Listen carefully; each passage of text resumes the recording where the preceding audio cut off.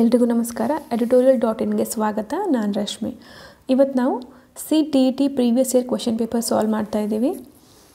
ಇದು 2012 ಮೇನಲ್ಲಿ ನಡೆದಂತಹ ಪ್ರಶ್ನೆ ಪತ್ರಿಕೆ. Okay, first paper CDP section ಇವತ್ತು ಸಾಲ್ವ್ ಮಾಡೋಣ. Okay, before starting the questions, ನಮ್ಮ ಚಾನಲ್ ಇನ್ನೂ ಸಬ್ಸ್ಕ್ರೈಬ್ ಮಾಡಿಲ್ಲ ಅಂದರೆ ದಯವಿಟ್ಟು ಸಬ್ಸ್ಕ್ರೈಬ್ ಮಾಡಿ. ಇಲ್ಲಿ ನಿಮಗೆ ಕ್ವಾಲಿಟಿ ಕಂಟೆಂಟ್ ಸಿಗುತ್ತೆ. Okay, let's begin with the first question. Human development is divided into domains such as. ಏನು ಡೊಮೈನ್ಸ್ ಓದಿದ್ದೀರಾ ನೀವು? ಇದನ್ನು ಒಂದ್ಸತಿ ನೀವು ಕನ್ಫ್ಯೂಸ್ ಆಗ್ದಲೇ ಕರೆಕ್ಟಾಗಿ ನೋಡಿಕೊಂಡ್ರೆ ಸೈಕೊಲಾಜಿಕಲ್, ಕಾಗ್ನಿಟಿವ್, ಎಮೋಷನಲ್, ಫಿಸಿಕಲ್ ಅಂತ ಫಸ್ಟ್ ಆಪ್ಷನ್ ಗೊತ್ತಾಗ್ಬಿಡುತ್ತೆ. ಆಪ್ಷನ್ಸ್ ನೋಡಿ ಗಾಬರಿ ಆಗಬೇಡಿ, ಕಾಮಾಗಿರಿ, ಕ್ವೆಶ್ಚನ್ ಅರ್ಥ ಮಾಡ್ಕೊಳ್ಳಿ. Physical, cognitive, emotional and physical is the psychological, cognitive, emotional and physical. Okay, is the right answer for the first question. Then second question nodona.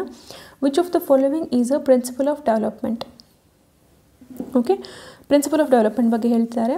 It's a discontinuous process ಅಲ್ಲ, it's a continuous process ಅಂತ ಎಲ್ಲರಿಗೂ ಗೊತ್ತು. Second question, all processes of development are not interconnected. ಇದು ಕೂಡ ಸರಿ ಇಲ್ಲ, ಯಾಕಂದರೆ ಎಲ್ಲನೂ ಇಂಟರ್ಕನೆಕ್ಟೆಡ್ ಅಲ್ಲ. ಡೆವಲಪ್ಮೆಂಟಲ್ಲಿ ನಾವು ಒಂದನ್ನು ಕಲ್ತ ಮೇಲೆ ಇನ್ನೊಂದು ಅರ್ಥ ಆಗೋಕ್ಕೆ ಸ್ಟಾರ್ಟ್ ಆಗುತ್ತೆ.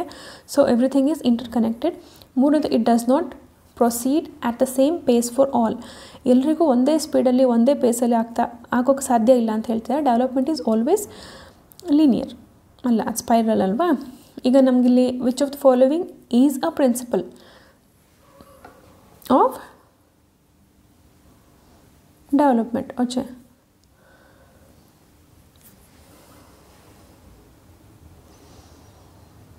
It does not proceed at the same pace for all.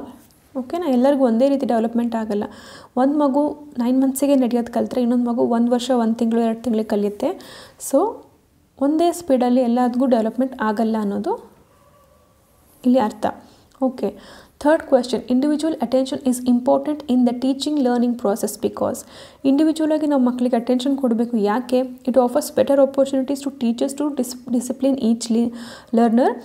ಅಥವಾ children develop a different rates and learn differently. ಅಥವಾ learners always learn better in groups. ಅಥವಾ teacher training programme prescribes it. ಏನು ಹೇಳಿ? ಇಂಡಿವಿಜುವಲ್ ಅಟೆನ್ಷನ್ ನಾವು ಯಾಕೆ ಕೊಡಬೇಕು? ನೀವು ಕ್ವೆಶ್ಚನ್ಗೆ answer ಮಾಡೋಕ್ಕೆ ಟ್ರೈ ಮಾಡ್ತಾ ಇರಬೇಕು.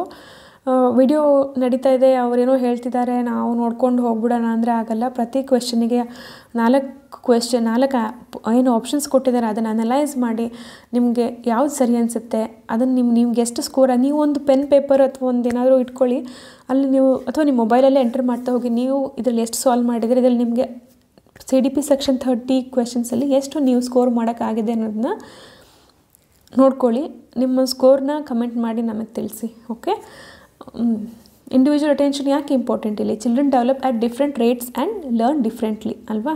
ಪ್ರತಿ ಮಗುನೂ ಈಗ ಮುಂಚೆ ಕ್ವೆಶ್ಚನಲ್ಲಿ ನಾವು ಡಿಸ್ಕಸ್ ಮಾಡಿದ್ವಿ, ಪ್ರತಿ ಮಗುವಿನ ಕಲಿಕೆಯ ಸಾಮರ್ಥ್ಯ, ಸ್ಪೀಡ್ ಎಲ್ಲ ಬೇರೆ ಬೇರೆ ಆಗಿರುತ್ತೆ. ಅದಕ್ಕಾಗಿ children develop at different rates and learn differently is the right answer for this question. ಅದಕ್ಕೆ ಇಂಡಿವಿಜುವಲ್ ಆಗಿ ಪ್ರತಿ ಮಗುವಿನ ಕಡೆ ಗಮನ ಕೊಡಬೇಕಾಗುತ್ತೆ. Okay, fourth question. Human personality is the result of. ಮನುಷ್ಯನ ಪರ್ಸ್ನಾಲಿಟಿ ಅಂದರೆ here they are not talking about the appearance. ಓಕೆನಾ. First one, only environment, only heredity, upbringing and education, interaction between heredity and environment. ಇದು most repeated question. Personality ನಮ್ಮದು ಹೇಗೆ develop ಆಗುತ್ತೆ ಅಂದರೆ heredity ಕೂಡ ಇರುತ್ತೆ, ಪ್ಲಸ್ ನಾವು ಯಾವ ಎನ್ವಿರಾನ್ಮೆಂಟಲ್ಲಿ ಬೆಳೀತಿದ್ದೀವಿ ಅದು ಕೂಡ ಆಗುತ್ತೆ. ಈ ಎರಡು ಕಾಂಬಿನೇಷನಲ್ಲಿ ನಮ್ಮ ಪರ್ಸ್ನಾಲಿಟಿ ಡೆವಲಪ್ ಆಗುತ್ತೆ. Okay, moving to the next question. In the context of education, socialisation means. Socialisation ಅಂದರೆ ಏನು? Adapting and adjusting to social environment, always following social norms, creating one's own social norms, respecting elders in society. ಇದು ಕೂಡ ನಮ್ಮ ಹಳೆ ಮುಂಚಿನ ವೀಡಿಯೋಗಳಲ್ಲಿ ನಾವು already discuss ಮಾಡಿದ್ದೇವೆ. ಪ್ರತಿ ಕ್ವೆಶ್ಚನ್ ಪೇಪರಲ್ಲೂ ಈ ಕ್ವೆಶ್ಚನ್ ಇದ್ದೇ ಇದೆ. ಸೋಷಲೈಸೇಷನ್ ಮೇಲೆ ಒಂದು ಕ್ವೆಶ್ಚನ್ ನಿಮ್ಗೆ ಬರುತ್ತೆ. ಸೋಷಲೈಸೇಷನ್ ಅಂತ ಹೇಳಿದ್ರೆ adapting and adjusting to social environment ಅಲ್ವಾ.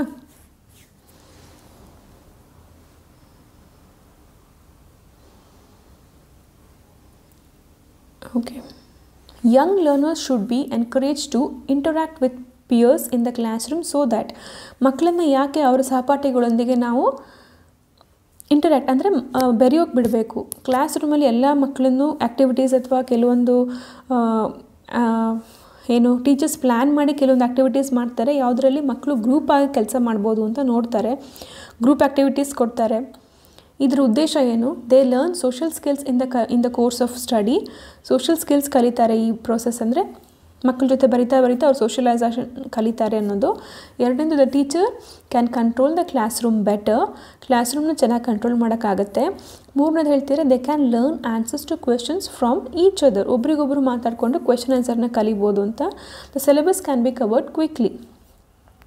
ಓಕೆ, ಪ್ರತಿ ಪೇಪರಲ್ಲಿ ಪ್ರತಿ ವಿಡಿಯೋದಲ್ಲಿ ಕೊಡೋ ಅಡ್ವೈಸ್ ಥರ ಇದರಲ್ಲೂ ಕೂಡ ಕೊಡ್ತಾ ಇದ್ದೀನಿ.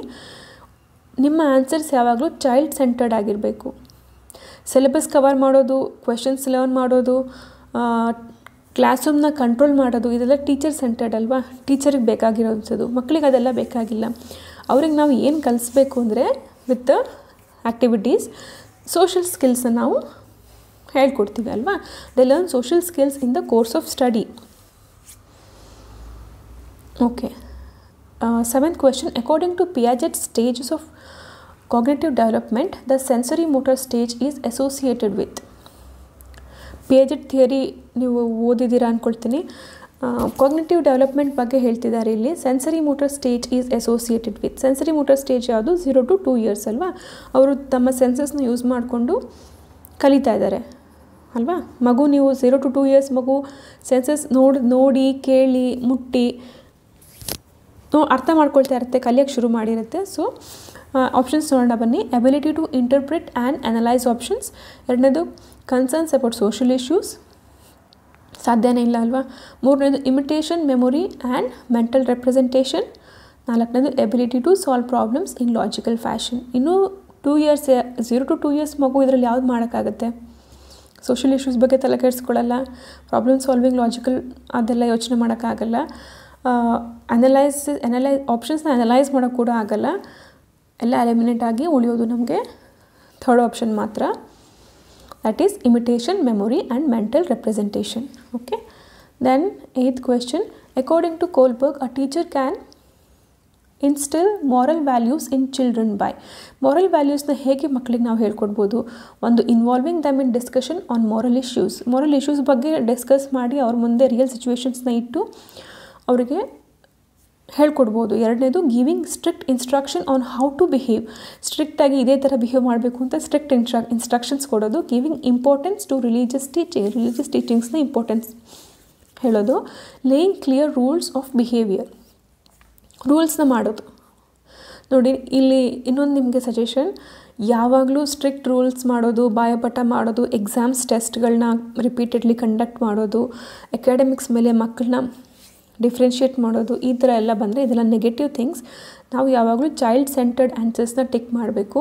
ಇಲ್ಲಿ first option is the right answer, because involving them in discussion on moral issues.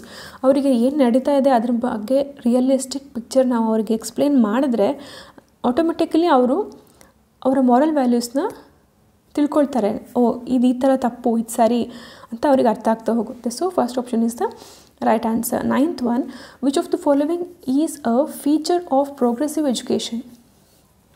Progressive education ಈಗ ಇತ್ತೀಚೆಗೆ ಎಲ್ಲ ಪೇಪರ್ಸಲ್ಲೂ ಖಂಡಿತ ರಿಪೀಟ್ ಆಗಿದೆ. Frequent test and examinations. ಎರಡನೇದು flexible time table and seating arrangements. Instruction based solely on prescribe text books. Emphasis on scoring good marks in examination. ನೋಡಿ ಇಲ್ಲೂ ಬಂದಿದೆ, marks score ಮಾಡೋದು, ಟೆಕ್ಸ್ಟ್ ಬುಕ್ಸು, ಫ್ರೀಕ್ವೆಂಟ್ ಎಕ್ಸಾಮಿನೇಷನ್ ಇದೆಲ್ಲ negative ಆಗುತ್ತೆ.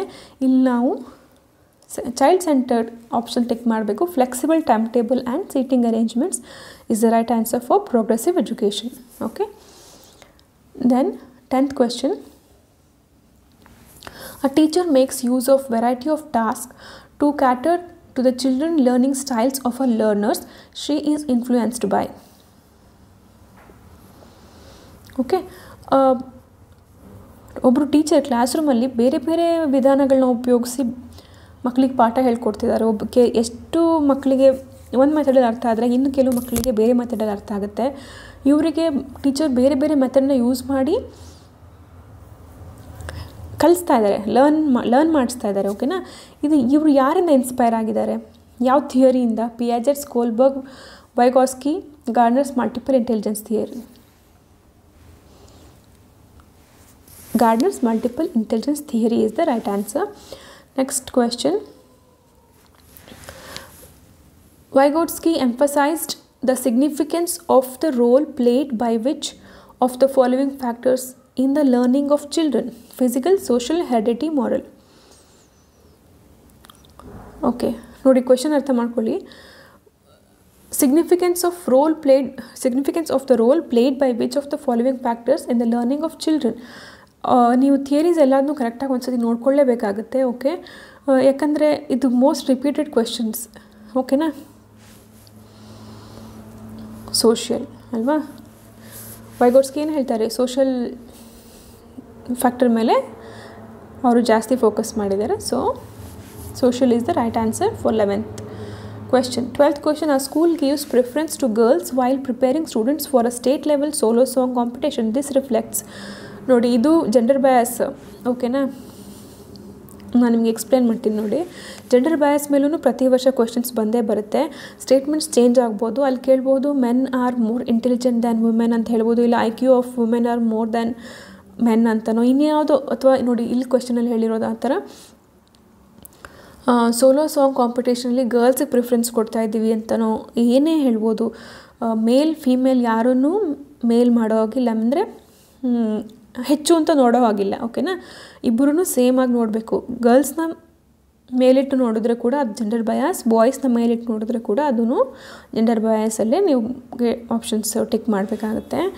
Okay, next 13th question. Learners display individual differences so that teachers should ಒಂದು increase number of tests, insist on uniform pace of learning, provide a variety of learning experiences, enforce strict discipline. Individual difference explain ಮಾಡಿದೆ ಅಲ್ವಾ, ಅಂದರೆ ಪ್ರತಿ ಮಗುನ ಕಲಿಯೋ speed, ಅರ್ಥ ಮಾಡ್ಕೊಳ್ಳೋ speed, ಅದನ್ನು ರೆಪ್ರೆಸೆಂಟ್ ಮಾಡೋ ಸ್ಪೀಡು ಬೇರೆ ಬೇರೆ ಆಗಿರುತ್ತೆ. ಎಲ್ಲ ಮಕ್ಕಳು ಒಂದೇ ಅಂತ ನಾವು ಭಾವಿಸೋ ಹಾಗಿಲ್ಲ, ಅವ್ರಿಗೆ ಇಂಡಿವಿಜುವಲ್ ಡಿಫ್ರೆನ್ಸಸ್ ಇರುತ್ತೆ. ಅದಕ್ಕೆ ಟೀಚರ್ ಏನು ಮಾಡಬೇಕು, ಇನ್ಕ್ರೀಸ್ ದ ನಂಬರ್ ಆಫ್ ಟೆಸ್ಟ್ಗಳನ್ನ ಜಾಸ್ತಿ ಮಾಡ್ಕೊಂಡು ಹೋಗೋದಾ, ಯೂನಿಫಾರ್ಮ್ ಪೇಸ್ ಆಫ್ ಲರ್ನಿಂಗ್, ಒಂದೇ ಥರ ಕಲೀರಿ ಅಂತ ಹೇಳೋದಾ, provide a variety of learning experiences, ಬೇರೆ ಬೇರೆ ಥರ ವಿಧಾನಗಳನ್ನ ಅಳವಡಿಸಿ ಅವರಿಗೆ ಹೇಳ್ಕೊಡೋದಾ, ಅಥವಾ ಎನ್ಫೋರ್ಸ್ ಸ್ಟ್ರಿಕ್ಟ್ ಡಿಸಿಪ್ಲಿನ್. ಯಾವುದು? Variety of learning experience. ಈ ಮೆಥಡಲ್ಲಿ ಅರ್ಥ ಆಗಿಲ್ಲ ಅಂದರೆ ಮೆಥಡ್ ಚೇಂಜ್ ಮಾಡಿ ಅವರಿಗೆ ಪಾಠ ಮಾಡಬೇಕು. Okay, 14th question. School based assessment is primarily based on principle that. School based assessment na yak ಮಾಡ್ತಾರೆ? Schools are more efficient than external bodies of examination. Assessment should be very economical. Teachers know their learners capabilities better than external examiners. Students should at all cost to get high grades. ಏನು school based assessment ಯಾಕೆ ಮಾಡ್ತಾರೆ ಅಂದರೆ teachers know their learners capacities better than external examiners ಅಲ್ವಾ.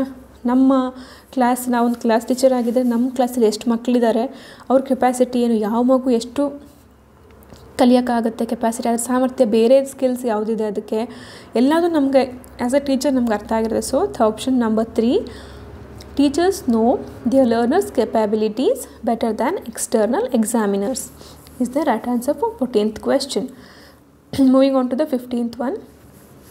Which of the following is an objective question? Objective question ಯಾವುದು?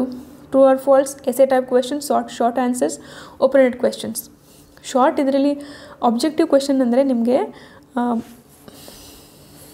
True or falls ಅಂತ tick ಮಾಡಬೇಕು. ಯಾಕೆ ಹೇಳಿ, ಎಸ್ಸೆ ಟೈಪಲ್ಲಿ ಆಬ್ಜೆಕ್ಟಿವ್ ಅಲ್ಲ ಅಲ್ವಾ, ಶಾರ್ಟ್ ಆನ್ಸರ್ಸ್ ಕೂಡ ಅಲ್ಲ, ಓಪನ್ ಎಂಡೆಡ್ ಕೂಡ ಅಲ್ಲ. ಅಲ್ಲೆಲ್ಲ ಅವರು ಎಷ್ಟು ಕಂಟೆಂಟು ಎಷ್ಟು ಬೇಕಾದರೆ ಬರಿಬೋದು, ಯಾವುದಾದ್ರೂ ಬರಿಬೋದು. ಬಟ್ ಟ್ರೂ ಆರ್ ಫಾಲ್ಸಲ್ಲಿ ಆಬ್ಜೆಕ್ಟಿವ್ ಒಂದ ಟ್ರೂ ಇಲ್ಲ ಫಾಲ್ಸ್ ಅಲ್ವಾ, ಅವ್ರದ್ದೇ ಆದ ಕತೆ ಬರೆಯುವಾಗಿಲ್ಲ, ಅವ್ರದ್ದೇ ಆದ ಎಕ್ಸ್ಪ್ಲನೇಷನ್ ಬರೆಯುವಾಗಿಲ್ಲ.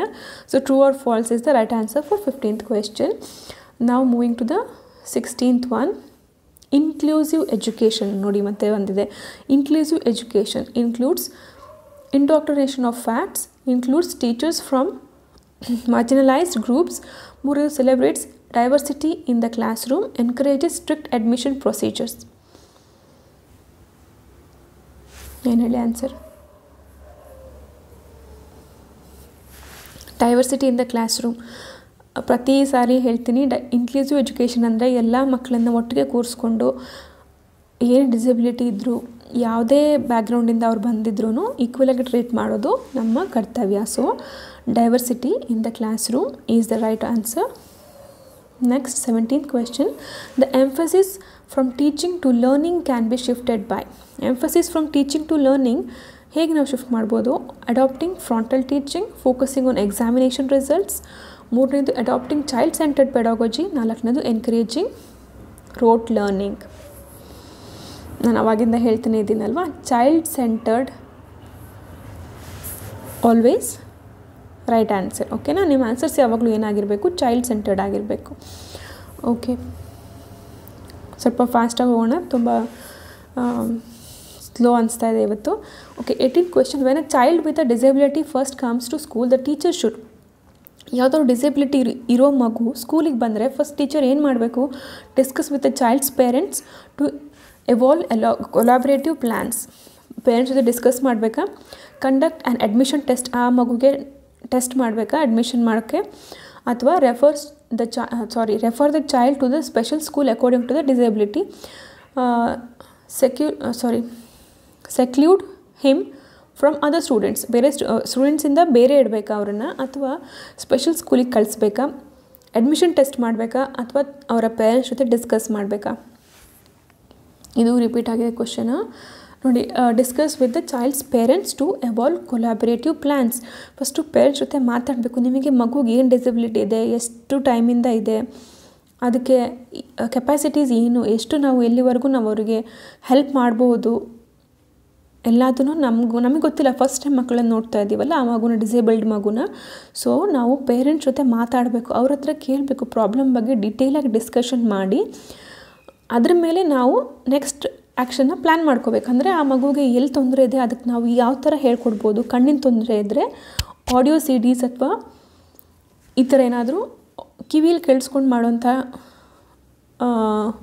ರೆಮಿಡೀಸ್ನ ನಾವು ಮಕ್ಕಳಿಗೆ ಹೇಳ್ಕೊಡ್ಬೋದು, ಅಂದರೆ ಸಜೆಸ್ಟ್ ಮಾಡ್ಬೋದು. ನಾವು plan according to the disability we have to plan. So first discuss with the parents ಅಲ್ವಾ. 19th one. When a child fails, it means ಒಂದು ಮಗು ಫೇಲ್ ಆಯಿತು ಅಂದರೆ ಅದಕ್ಕೆ ಅರ್ಥ ಏನು? ದ ಸಿಸ್ಟಮ್ ಹ್ಯಾಸ್ ಫೇಲ್ಡ್, ಇಡೀ ವ್ಯವಸ್ಥೆನೇ ಫೇಲ್ ಆಗಿದೆ ಅಂತ. The child is not fit for studies, ಮಗು ಓದೋಕ್ಕೆ ಫಿಟ್ ಇಲ್ಲ ಅಂತ. The child has not memorise the answers properly, ಕರೆಕ್ಟಾಗಿ ಬಾಯ್ಪಾಠ ಮಾಡಿಲ್ಲ ಅಂತ. The child should have taken private tuitions, ಮಗು ಟ್ಯೂಷನಿಗೆ ಹೋಗಬೇಕಿತ್ತು ಅಂತ. ಇಲ್ಲಿ ಆ್ಯಸ್ ಅ ಗುಡ್ ಟೀಚರ್ ನಾವು ಅವ್ರಿಗೆ ಕರೆಕ್ಟಾದ ಎಜುಕೇಷನ್ ಕೊಡೋಕ್ಕಾಗಿಲ್ಲ ಅಂದರೆ as a system we are failed completely ಅಂತ ಅಲ್ವಾ. The system has failed. Okay, 20th question. The most effective method to teach the concept of germination of seed is. Germination ಅಂದರೆ ಏನು? ಕಾಳು ಹೇಗೆ ಮೊಳಕೆ ಆಗಿ ಹೇಗೆ ಸಸಿಯಾಗಿ ಗಿಡ ಆಗುತ್ತೆ ಅನ್ನೋದನ್ನು ನಾವು ಪ್ರಾಸೆಸ್ನ ತೋರಿಸ್ತೀವಲ್ವ ಮಕ್ಕಳಿಗೆ. ಎಫೆಕ್ಟಿವ್ ಮೆಥಡ್ ಅಂದರೆ ಯಾವುದನ್ನು ಹೇಳಿದ್ರೆ ಅವ್ರಿಗೆ ತುಂಬ ಚೆನ್ನಾಗಿ ಅರ್ಥ ಆಗುತ್ತೆ. To show picture of the seed growth, picture ತೋರಿಸೋದ್ರಿಂದನ, ಫೋಟೋಸು ಇಮೇಜಸ್ ತೋರಿಸೋದ್ರಿಂದನ. ಟು ಗಿವ್ ಡಿಟೇಲ್ಡ್ ಎಕ್ಸ್ಪ್ಲನೇಷನ್, ತುಂಬ ಚೆನ್ನಾಗಿ ಎಕ್ಸ್ಪ್ಲೇನ್ ಮಾಡೋದ್ರಿಂದನ. To make the students plant seeds and observe stages of germination, ಅವರಿಗೆ ಬೀಜನ ಬಿತ್ತನೆ ಮಾಡಿ ಅದು ಹೇಗೆ ಜರ್ಮಿನೇಟ್ ಆಗ್ತಿದೆ, ಹೇಗೆ ಹೊರಗಡೆ ಮೊಳಕೆ ಬರ್ತಿದೆ, ಹೇಗೆ ಅದು ಸಸಿ ಆಗ್ತಿದೆ ಅಂತ ಪ್ರಾಕ್ಟಿಕಲಾಗಿ ಮಾಡೋಕ್ಕೆ ಬಿಟ್ಟು ಅವ್ರಿಗೆ ಅರ್ಥ ಮಾಡಿಸಿದ್ರೇನಾ. ಅಥವಾ to draw pictures on the blackboard and give descriptions, blackboard ಮೇಲೆ ಚಿತ್ರ ಬಿಡಿಸ್ಬಿಟ್ಟು ಇದು ಈ ಥರ ಇರುತ್ತೆ, ಈ ಸ್ಟೇಜ್ ಆದಮೇಲೆ ಈ ಸ್ಟೇಜ್ ಬರುತ್ತೆ ಅಂತ ಎಕ್ಸ್ಪ್ಲೇನ್ ಮಾಡೋದ್ರಿಂದನ. Third option is the right answer ಅಲ್ವಾ. ಮಕ್ಕಳಿಗೆ ಅವರು ಮಾಡಿ ಕಲ್ತಿದ್ದು ಯಾವತ್ತೂ ಮರೆಯಲ್ಲ ಅವರು. ಈಗ ನಾವು ನಮ್ಮ ಸ್ಕೂಲ್ ಡೇಸ್ ನೆನಪು ಮಾಡಿಕೊಂಡ್ರೆ ನಮಗೆ ಯಾವ ಟೀಚರ್ ಯಾವ ಪಾಠ ಮಾಡಿದ್ರು, ಯಾವ ಸ್ಟೆಪ್ಸ್ ಹೇಳ್ಕೊಟ್ಟಿದ್ರು ಅಂತ ಗೊತ್ತಿಲ್ಲ. ಬಟ್ ಅವ್ರು ಮಾಡಿಸಿದ ಎಕ್ಸ್ಪೆರಿಮೆಂಟ್ಸು, ಗಾರ್ಡನಲ್ಲಿ ಏನೋ ಒಂದು ಎಕ್ಸ್ಪೆರಿಮೆಂಟ್ ಮಾಡಿಸಿರ್ತಾರೆ, ಇಲ್ಲ ಕ್ಲಾಸ್ ರೂಮಲ್ಲಿ ಏನೋ ಒಂದು ಮಾಡಿಸಿರ್ತಾರೆ, ಡಿಫ್ರೆಂಟಾಗಿ ಆ್ಯಕ್ಟಿವಿಟಿ ಮಾಡಿ ಕಲಿಸಿರ್ತಾರೆ, ಅದು ನಮ್ಗೆ ಯಾವತ್ತಿಗೂ ನೆನಪುಳಿಯುತ್ತೆ.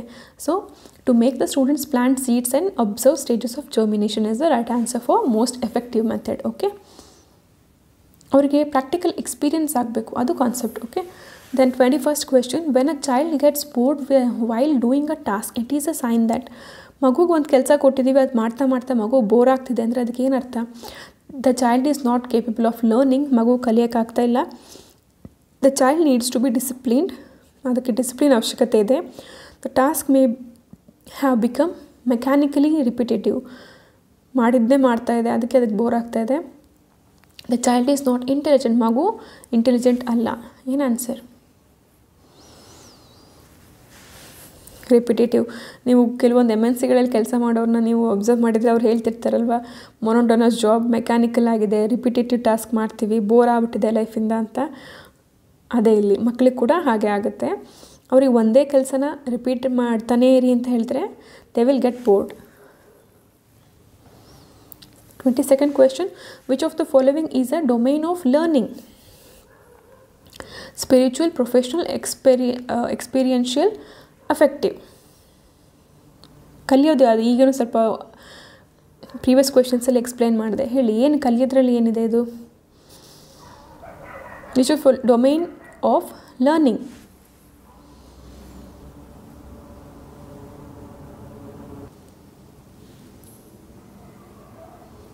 Affective is the right answer, alva.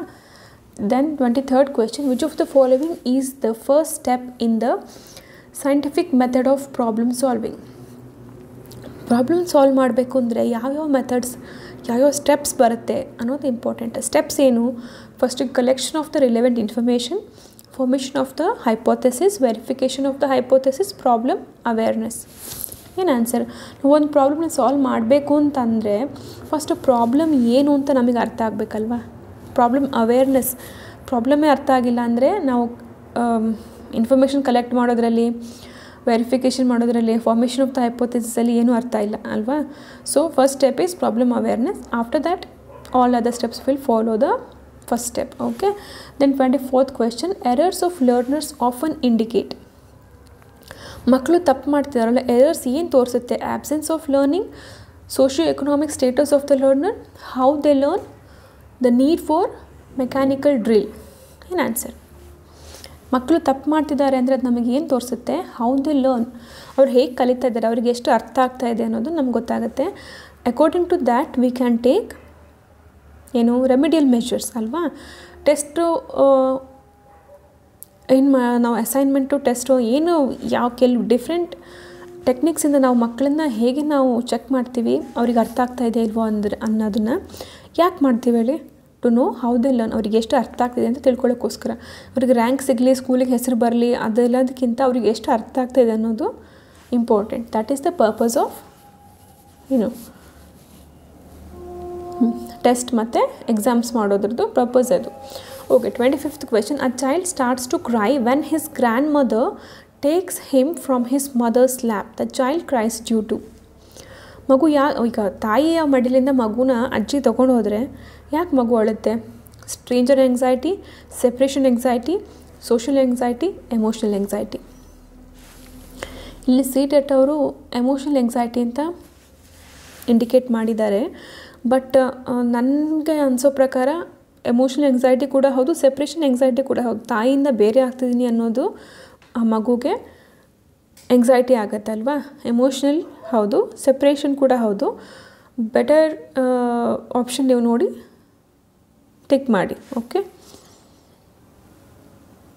26th question, a teacher uses a text and some pictures of fruits and vegetables and holds a discussion with her students. The students link the details with their previous knowledge and learn the concept of nutrition. This approach is based on operant conditioning of learning, construction of knowledge, classical conditioning of the learning, theory of reinforcement. ಏನು ಒಬ್ಬರು teacher class ರೂಮಲ್ಲಿ ಪಿಕ್ಚರ್ಸ್ನ ತೋರಿಸಿ, ಕೆಲವೊಂದು ಇಮೇಜಸ್ನ ತೋರಿಸಿ ಮಕ್ಕಳಿಗೆ ಹೇಳ್ಕೊಡ್ತಾ ಇದ್ದಾರೆ nutrition ಬಗ್ಗೆ. ಅಲ್ಲವ್ರು ಏನು ಇಮೇಜ್ ತೋರಿಸ್ತಾ ಇದ್ದಾರೆ ಅಂದರೆ ಫ್ರೂಟ್ಸ್ ಆ್ಯಂಡ್ ವೆಜಿಟೇಬಲ್ಸ್ ಅಲ್ವಾ. ಫ್ರೂಟ್ಸ್ ಆ್ಯಂಡ್ ವೆಜಿಟೇಬಲ್ಸ್ ಬಗ್ಗೆ ಹೇಳ್ತಾ, ಪಿಕ್ಚರ್ಸ್ ತೋರಿಸ್ತಾ, ಡಿಸ್ಕಷನ್ ಮಾಡ್ತಾ ನ್ಯೂಟ್ರಿಷನ್ ಬಗ್ಗೆ ಹೇಳ್ಕೊಡ್ತಿದ್ದಾರೆ. ದಿಸ್ ಅಪ್ರೋಚ್ ಯಾವುದ್ರ ಮೇಲೆ ಬೇಸ್ ಆಗಿದೆ ಈ ಅಪ್ರೋಚ್ ಅಂದರೆ operant conditioning of learning, construction of knowledge, social conditioning of learning, theory of reinforcement. ನಾಲೆಜ್ನ ಬಿಲ್ಡ್ ಮಾಡ್ತಾ ಇದ್ದಾರೆ ಅಲ್ವಾ ಟೀಚರು. ಮಕ್ಕಳು ಅದನ್ನು ನೋಡಿ ಫೋಟೋಗಳನ್ನ ಇಮೇಜ್ಗಳನ್ನ ನೋಡಿ ಅವ್ರ ಮನೇಲಿ ನೋಡಿದಂಥ ತರಕಾರಿಗಳನ್ನ ಹಣ್ಣುಗಳನ್ನು ಅವ್ರು ತಿಂದಂತಹ ಸಿಚುವೇಶನ್ನ ನೆನಪು ಮಾಡಿಕೊಂಡು ಅಲ್ಲಿ ನ್ಯೂಟ್ರಿಷನ್ನ ಕನೆಕ್ಟ್ ಮಾಡಿ ಅವ್ರು ಅದನ್ನು ನೆನಪಿಟ್ಕೊಳ್ತಾರೆ. ಸೊ ಕನ್ಸ್ಟ್ರಕ್ಷನ್ ಆಫ್ ನಾಲೆಜ್ನ ಕನ್ಸ್ಟ್ರಕ್ಟ್ ಮಾಡ್ತಿದ್ದಾರೆ ಅಂದರೆ ಬಿಲ್ಡ್ ಮಾಡ್ತಾ ಇದ್ದಾರೆ. So option 2 construction of knowledge is the right answer for 26th question. Okay, now moving to the 27th question. Critical pedagogy firmly believes that critical pedagogy ಏನು believe ಮಾಡುತ್ತೆ, the experiences and perceptions of learners are important.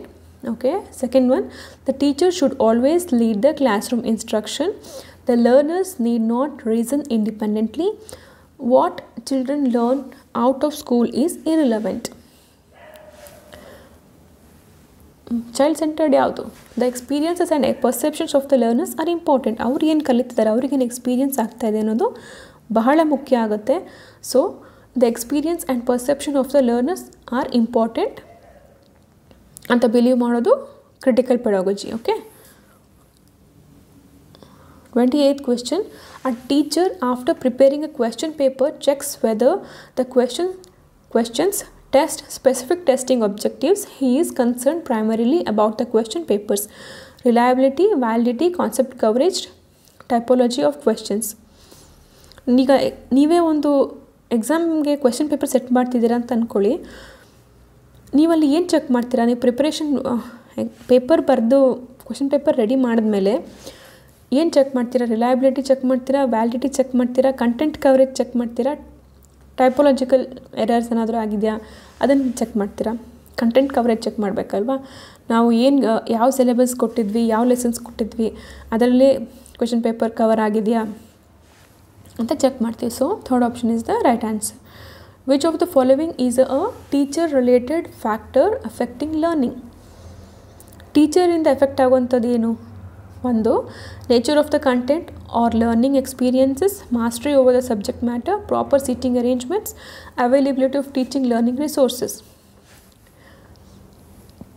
ಯಾವುದಿಲ್ಲ ಅಂದ್ರೂ mastery over the subject matter, ನಮಗೆ subject ಕರೆಕ್ಟಾಗಿ ಗೊತ್ತಿದ್ದರೆ ಟೀಚರ್ಸಿಗೆ ನಾವು ಅದನ್ನು ಯಾವ ಟೆಕ್ನಿಕ್ಸ್ ಬೇಕಾದರೆ ಯೂಸ್ ಮಾಡಿ ಅವರಿಗೆ ಹೇಳ್ಕೊಟ್ಬಿಡ್ಬೋದು ಅಲ್ವಾ? ಫಸ್ಟ್ ನಮಗೆ ಗೊತ್ತಿರಬೇಕು. As a teachers we should be having mastery over the subject matter. Seating arrangement ಸರಿ ಇಲ್ಲ ಅಂದ್ರೂ, ಟೀಚಿಂಗ್ ರಿಸೋರ್ಸ್ ಇಲ್ಲ ಅಂದ್ರೂ, content of the learning experience nature ಬೇರೆ ಥರ ಇದ್ರೂ, ಏನೇ ಇದ್ರೂ ನಮಗೆ ಮಾಸ್ಟ್ರಿ ಇದ್ದರೆ, ಯಾವುದ್ರ ಮೇಲೆ, ಸಬ್ಜೆಕ್ಟ್ ಮೇಲೆ ನಮಗೆ ಹೋಲ್ಡ್ ಇದ್ದರೆ ನಾವು ಮಕ್ಕಳಿಗೆ ಪಾಠ ಮಾಡ್ಬೋದು. ಓಕೆನಾ?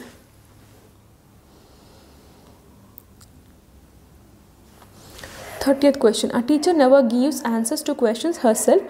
She encourages her students to suggest answers, have group discussions, and adopt collaborative learning. This approach is based on the principle of.